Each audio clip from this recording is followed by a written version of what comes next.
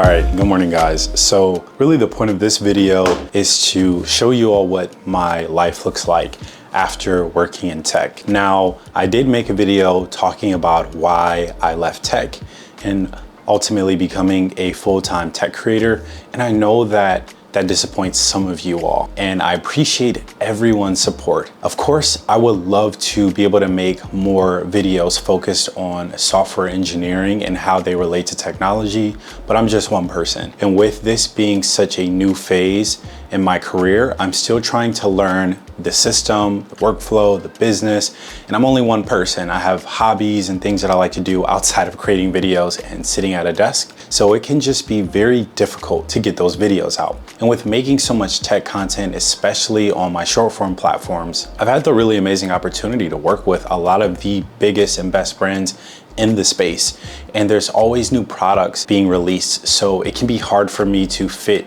in the software engineering tech videos along with the tech consumer videos, or at least those videos where I blend them together, because I no longer make those hardcore software engineering videos anymore, because honestly they're pretty boring to make, and on top of that I'm no longer in that space working in tech, so it doesn't really make sense to do that. To be honest with you guys, it really is my fault as to why I haven't been doing any week in a life videos. And to be pretty vulnerable with you all, the main reason is because since I left software engineering, I just felt like I couldn't do work week in a life videos because I didn't have a 9-to-5, but I'm still working.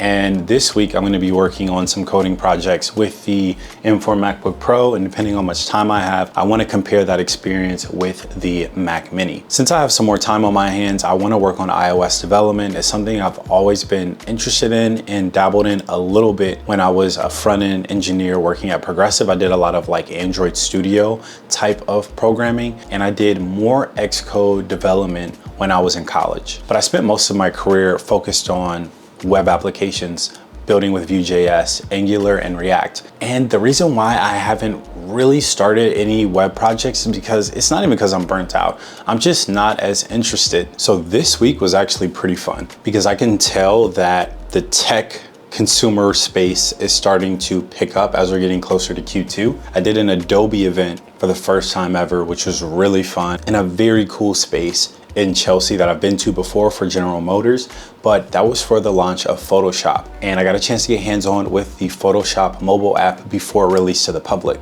I also got a chance to hang out with some other creative friends, so that's always good. I'm also working on a potential partnership, like a long-term partnership for spring, summer that I'm really excited about, and I think you all are gonna enjoy it too. And it is a more unique campaign and product. Oh, the product isn't that unique. I think everyone would be interested in this product personally, but there aren't a ton of campaigns for this specific niche in the tech space. This week, I don't have any creator events, but I am starting my half marathon running program with Bandit Running. I'm really excited about that. I've never done a structured marathon, half marathon running plan with a actual running club. And I got a couple friends who either work for Bandit, are pacers, and then another friend of mine is actually gonna be a part of the program like me. So today is a speed run and I'm really excited about that. My favorite thing about running, honestly, outside of the gear and the races, is the community. So that'll be exciting. The weather's starting to break. I think it's like almost 60 degrees today.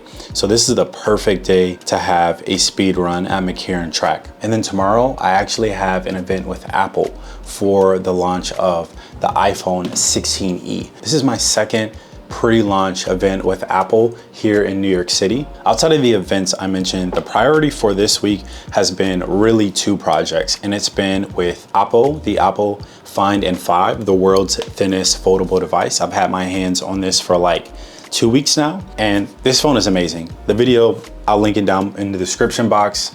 And then also, we finally released the General Motors Chevy Equinox 2025 campaign that I've been working on for months. These are the type of projects that get me so excited. I know so many of you have been watching my videos because of software engineering content and breaking into tech, but those of you who have been following me before those videos would know that, or have just consistently watched all of my videos or most of my videos, you would know that I've always been passionate about cinematography, storytelling, and technology. My first videos were not software engineering focused. It's just what took off, and it was a big part of my life. So it made a ton of sense to create, and also they provided a lot of value, helped a lot of people understand tech, get a glimpse into tech, and also break into tech. So I am still using Todoist to plan out my day, and I did a read-in cycle, so I wanna read more books this year. And the easiest way for me to do that is to read before going to sleep, and also to read while I cycle in the morning. It's a good way for me to burn calories, get some blood flowing in the morning, but also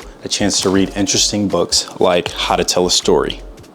And then I wanna post more on Instagram. I'm still trying to refigure out that algorithm. I'm supposed to do that right now. I also was supposed to fold clothes like an hour ago, but I'm going to fold clothes first and maybe spend some time doing some Instagram inspiration. I might push that off to later in the afternoon, maybe when I'm at a coffee shop, and then focus on some iOS development. I wanna do a good portion of the iOS development here in the office, just because we have more screen real estate with the 27-inch Mac Studio display. And also, it's been so long, I feel more comfortable just being in my own space, watching a tutorial, because I know I'm gonna need to watch a YouTube video in order to get started. But with AI, who knows? Maybe I won't even need to do that. I'm just gonna chat while I wash these dishes and also make myself a glass with liquid hydration tablet.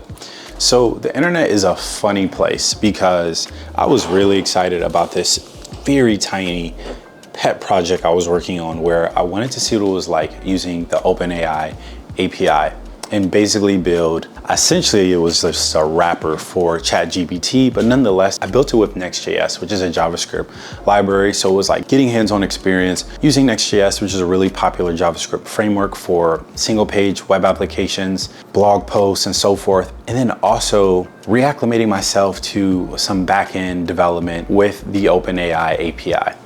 And I got cooked, because as an ex-software engineer on TikTok, they just said all I did was build a wrapper that was ugly. And it's 2025, like I should do better. But I guess they ignored the fact that it only took 2 hours to do that. I don't have a ton of Next.js experience. It's been a year since I've programmed, and I've never used the OpenAI API. And I did all that without even reading any tutorials or YouTube videos, just giving ChatGPT prompts. Like if I had this in college, that's why I think YouTube's peak, because the platform gives you much more time to talk about these things opposed to just glimpses and then people are assuming all these things about you. But yeah, that's just a little rant. I'm still trying to keep some structure to my day. So I still use MyFitnessPal to track my macros and what I eat in a day. I think that's really important. I don't fast as much as I used to, and that's because I'm trying to put on more muscle and eat more calories, which is hard to do because I still eat relatively late. And even if I didn't, it's hard for me to hit my macros and my calories for the day when I fast. So I don't mind having coffee with creamer in the morning. That's not gonna be the reason why I don't have hard, six-pack hard ripped abs. And the Apple Watch Series Ultra has been my go-to fitness watch, smartwatch, for the last couple months. Shout out to Apple for sending this to me. I have used the Series 10 a ton and I switched to this and I feel like it's gonna be hard to go back because with all the traveling, I love this because let's say I go somewhere for 2 days, 3 days, and I don't charge it during the whole trip. This thing would literally last the entire trip versus my Series 10 just doesn't have the battery life. It's not even really the size or the display, it's more just the battery life. If you guys are wondering, I'm using the Liquid IV Hydration Multiplier Electrolyte Drink Mix, strawberry and golden cherry. And I think golden cherry is better, but I think this is one of the best flavor combinations you can get. And I'm pretty sure we got this at Costco.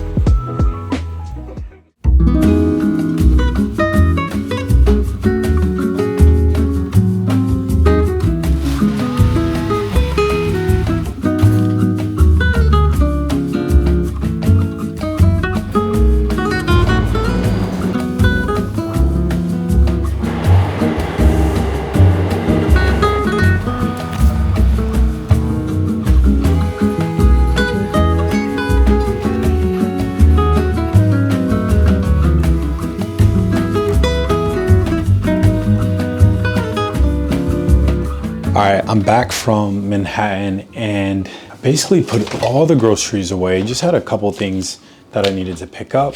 We really need to make a Costco run or do a Costco delivery because since I've been eating so much more, the food just doesn't last. Like our meats don't last that long. And Lee made a really, really good curry the other day. So when she makes curry, I mean, that never lasts very long. But if you're curious what curry we were using for our meal a few days ago, it's this tikka masala simmer sauce. So technically it was chicken tikka masala and it was amazing. And this is from Target. All right, so I'm gonna basically try to replicate what she made. It's probably not gonna be as good, but it's okay because it's gonna be tastier than just eating regular chicken breasts or chicken tenderloins. But yeah, it's a pretty gloomy day, but it's been so warm that even with this Uniqlo trench coat, I felt like I was starting to overheat. And it's just because this coat specifically has a vest built inside of it that makes it a little bit more warm. and adds a little bit more weight to the coat. You're probably wondering, well, you have a trench coat, why are you looking at more trench coats? I've been really interested in that Uniqlo C block trench coat because it's thinner than this coat. The fabric of that trench coat is also more water repellent than this coat. And it just looks sicker because the Uniqlo C designer, if I'm not mistaken, is the same person that designs for Le Mer. All right, so hopefully this doesn't take too long. I don't have to thin the chicken because it's already very thin. I just have to cut it in cubes. And I'm thinking this buttery garlic herb will be good. Some black pepper, garlic powder, and maybe even some red peppers. But this is just a quick meal. We already have rice, and I've been pairing my chicken breast meals with lentils because it's a great way to get fiber. It's filling and it's healthy. So, and I prefer like more creamier meals. Like that's always my go-to, is something creamier, soupy. But that's what I'm gonna make for lunch, very, very late lunch.